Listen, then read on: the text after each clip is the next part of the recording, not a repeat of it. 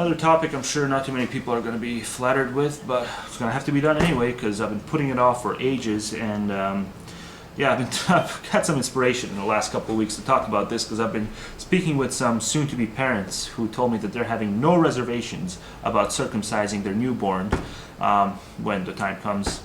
And what's truly frightening about this is some of the data or some of the research and the statistics that they cited as their justification for going through with this. Obviously outdated, damn near archaic. But that's how people are. I mean, they read something that's conducive to their well-established beliefs and they cling to it and they don't bother looking for follow-ups. So what I'm going to do in this video is I'm going to read from one of the follow-up updated things, and instead of just doing the yakety yak thing, just because there's so much ground to cover when it comes to this issue, in order to hit every single aspect of it under 11 minutes, one video, I'll be doing the reading thing instead. So on with the reading. Okay, so to most people in North America today, male circumcision is not considered an ethical issue. The reason may be due to how common it is in our society.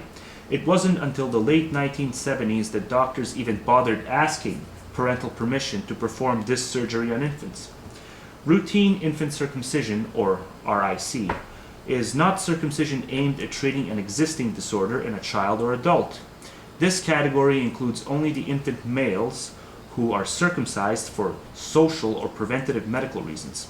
This is not a condemnation of circumcision in general. It is discussing the morality, or the ethics I would say, but it says morality, the morality of routinely circumcising male infants without regard for their perfectly healthy medical conditions. The worldwide male circumcision rate is 20%, consists of mostly Muslims, Jews, and Americans. The number of infant circumcisions performed in America has been declining. However, about 57% of males born in America today are still circumcised.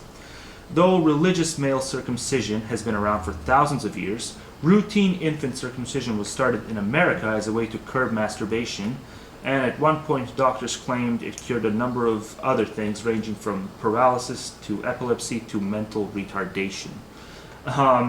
Just as female circumcision is prevalent in certain parts of Africa due to social customs, male circumcision is performed in the United States largely for this reason.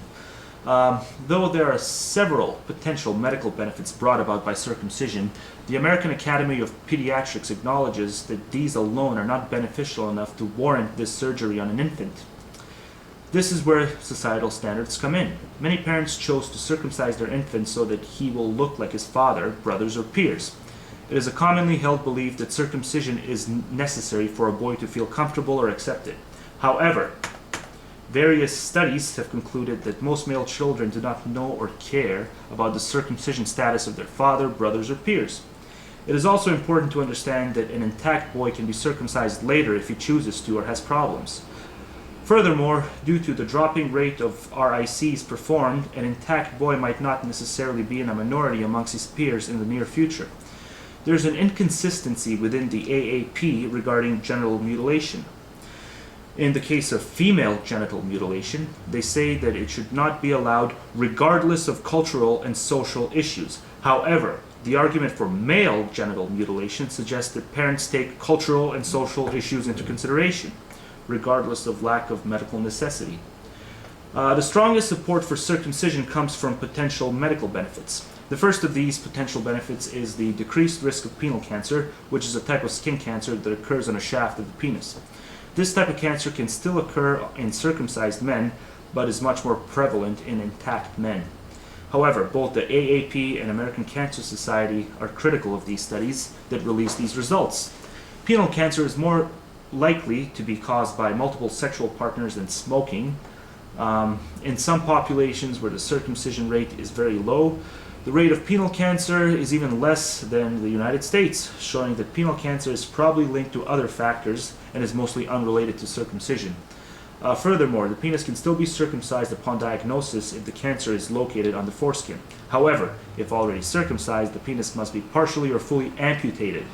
Even still, statistically, a man is more likely to get breast cancer than cancer of the penis or complications from circumcision itself. Another potential medical benefit of circumcision is the lessened risk of urinary tract infections. Studies have shown that in the first year of life, uncircumcised boys are 10 times more likely to develop a UTI. RIC supporters argue that this potential protection against this dangerous infection is beneficial enough to merit the surgery. On the other side, even at tenfold risk of their circumcised counterparts, the risk is still extremely low in males, and in that circumcision does not protect babies from UTIs, as they can still get them regardless of circumcision status. The rate of infection from a circumcision wound is the exact same as the rate of infection from a UTI. Also, UTIs can be treated with simple antibiotics, making invasive surgery unnecessary. Even then, the potential benefit only exists in the first year of life, and some studies have found no statistical difference in rates of UTIs between young circumcised men and intact boys. How am I doing on time? Fucking 5 minutes. 6 minutes.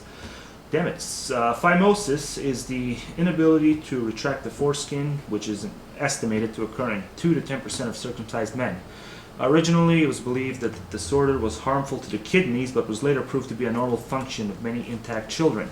Even though all infants are unable to retract the foreskin, many young boys are circumcised to prevent this rare disorder long before it can even be diagnosed.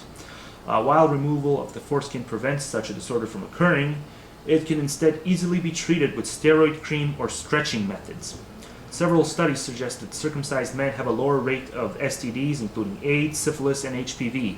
Because of the lower incidence of HPV, circumcision can be cited as a benefit in preventing both STDs and the cancers associated to it. However, the AAP and American Cancer Society and American Urological Association acknowledge that these studies are extremely conflicting. Some show less occurrence rather than more, and most have no statistical difference at all. It is suggested that the higher incidence is due to other factors. Furthermore, because STDs can be prevented with safe sex, studies do not provide a good enough reason to support RIC. Circumcision has a very low complication rate immediately following surgery, the most common being an abnormal amount of bleeding. Complications occur in an estimated 1 to 3% of circumcisions. It is suggested by pro-RICers that the benefits of routine infant circumcision outweigh the risks and complications of the procedure, especially since the percentage of complications that results is a very low number. And complications are usually not serious. However, in later years, other complications from circumcision may become obvious and range from skin tags to severe scarring. Due to the loss of foreskin, the glands remain unprotected, which dulls sensitivity. Statistics on these problems are unknown. However, there's a library of anecdotal evidence, examples, and case studies found in medical journals and online. Circumcision has long been an important part of Jewish and Muslim practices after the birth of a child, though the practice has varied over the years. The majority of circumcisions in America are not done for religious reasons, yet it is still often cited as a reason to perform circumcision on infants. Many Christians cite religious reasons for circumcision, despite the fact that it is a practice of the Old Covenant and frowned upon by early Christian leaders, including Paul. Most of the pivotal issues concerning circumcision is its effect on sexual function. One study done 40 years ago by Masters and Johnson suggested that there was no sexual difference between circumcised and uncircumcised men. However, most newer studies, as well as anecdotal evidence, suggest otherwise. Most people still believe that there's no difference in sensitivity. Those who support circumcision but admit to lower sensitivity view it as a good thing because it causes men to last longer. In truth, the foreskin is a complex double layer of skin that is mostly sexually sensitive part of the penis. The foreskin in adults averages 15 square inches and includes an ultra-sensitive frenulum, both of which make up a total of 1/2 of the sensitive tissue. The foreskin's multiple functions aid in both sexual function and sensitivity. Removal of the foreskin removes thousands of nerves, which significantly reduces sensitivity. Though most circumcised men do not realize they have experienced a significant loss, those circumcised as adults compare the loss to sight without color or wearing a glove. Fucking 9.5 minutes. Well, I'm not going to be able to read the whole thing, but let's give it another minute. Parents and doctors have a joint responsibility in the care of children to keep them from harm. Many parents feel that making the choice to circumcise their son is in his well-being and is therefore not an infringement of personal rights. and many doctors view the practices in a similar fashion. However, a rising number of men are admitting dissatisfaction with being circumcised, many resent being mutilated, or are experiencing side effects from the surgery. These men feel permanent alteration to their bodies outside of medical necessity is a decision that should have been left for themselves when they reach adulthood and gain the capacity necessary to make the educated choice for themselves. Thus, many would argue that parents and doctors alike are failing in their respective duties towards the child. Okay, well, damn it, I'm almost out of time. Now, this article has a lot more ground to cover. Maybe I'll cover it later on. But yeah, basically, based on the stuff I've read right now, I'm just curious how many people who watch this video, just leave a comment letting me know, despite the fact that I've just pretty much outlined all these refutations. How many of you still think it's necessary to perform genital mutilation on male infants, despite not knowing how they'll feel about it in the future? Yeah, if you can just let me know.